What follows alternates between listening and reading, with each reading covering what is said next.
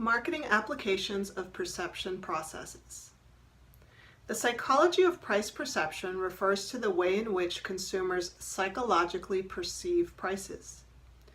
Noteworthy aspects of this phenomenon are reference price and price as a quality cue. Reference price. A consumer who accidentally walks into a store and discovers a 20% off sale may be delighted. But if the same consumer came in after viewing an advertisement that advertised a huge sale, he or she is likely to feel disappointed or even anguished. Why is that? The concept of reference price explains it.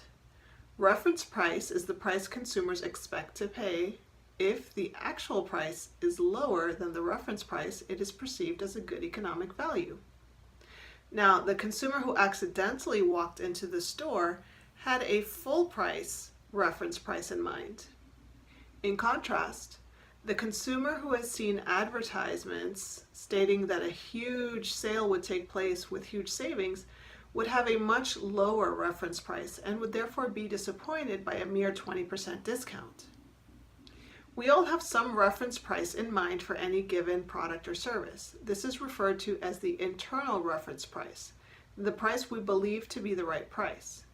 In reality, this is more of a range of prices that are acceptable in our minds. Now, this differs from an external reference price, which is the price that the marketer uses to anchor a price advantage, with a sign that might say, compare our price of $3 for a gallon of milk to the public's price of $3.75. Oftentimes, a consumer's internal reference price comes from knowing the competitor's prices. When the price is higher than the consumer's reference price, the marketer may have to educate the consumer regarding the quality superiority that makes the price a good value. One recent advertisement read, "Our competitor's price is lower, and that's because it should be." What are they implying here? Well, it's most likely implying that the competitor's product has lower quality, which justifies the lower price. Country of origin effects. Would you buy a Blu-ray disc player from Pakistan or a high fashion suit from Russia? How about a fine wine made in China? Usually the answers to these questions would likely be no. So what about buying a Blu-ray disc player from Japan, a fashion suit from Italy, or a fine wine from France? If you would answer yes to these questions, then your answer is probably driven by country of origin image. Country of origin image effects refers to the bias in consumer perceptions of products and services based on the country in which the products or services are made or claim to be made. While a country with a poor overall image suffers from this bias, a country with a good image benefits from it. In fact, there is a British marketer of electronic products who exploits the positive image of another country. It assembles its products all over the world except for Japan. However, it markets the products under the brand name Matsui to imply what? Yes, a Japanese origin. Brand image and brand extensions. Brand names influence the perception of products. For instance, Adidas started out as a shoe company, but now it sells apparel. This is effective for Adidas because the company has a good name with a good reputation, and so those positive consumer perceptions will extend to its apparel. But if you're a marketer, you'll want to be careful before you rush out and stick your name on anything. Brand names come to be known for certain product categories, and brand extensions should remain within the bounds of what that category means, or it should share symbolic attributes that are congruent with the original product category. Listerine is perceived to be an oral hygiene product.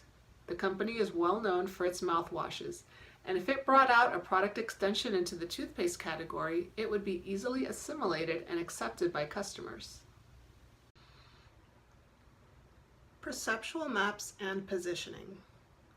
Which pizza is tastier, Pizza Hut or Papa John's? Which is healthier? Which is the best value for the money? The answers to all of these questions are a matter of perceptions. How you perceive these pizza brands. And these perceptions are all in the mind. There is a map, if you will, in consumers' minds for all of these brands of pizza, as well as for other products.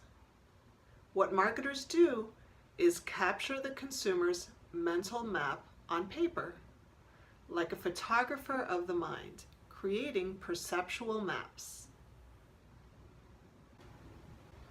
Perceptual maps are visual depictions or graphs of consumer perceptions of alternative brands in a product category in multidimensional space. Dimensions are attributes of the product category. The graphs lay out an x-axis and a y-axis with variables and ranges from the most desirable to the least desirable of that attribute.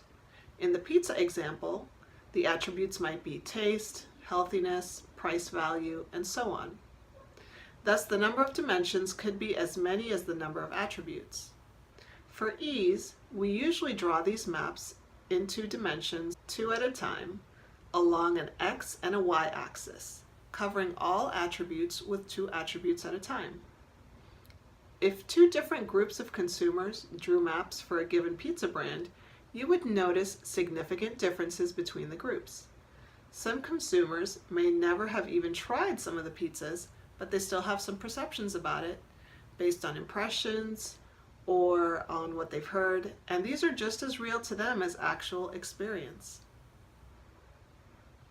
The reason why any 2 consumers' perceptions are different is because those perceptions represent how each consumer sees the world, which is their subjective reality. There is no objective reality, only perception, and perception is what matters to marketers, which is why they need to study perceptual maps.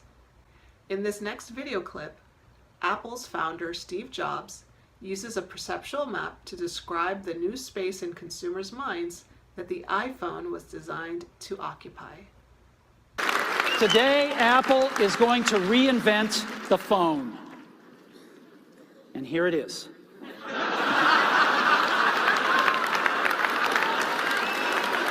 No. Actually, here it is, but we're going to leave it there for now. So, before we get into it, let me talk about a category of things. The most advanced phones are called smartphones, so they say. And they typically combine a phone plus some email capability, plus they say it's the internet, sort of the baby internet, into one device, and they all have these plastic little keyboards on them.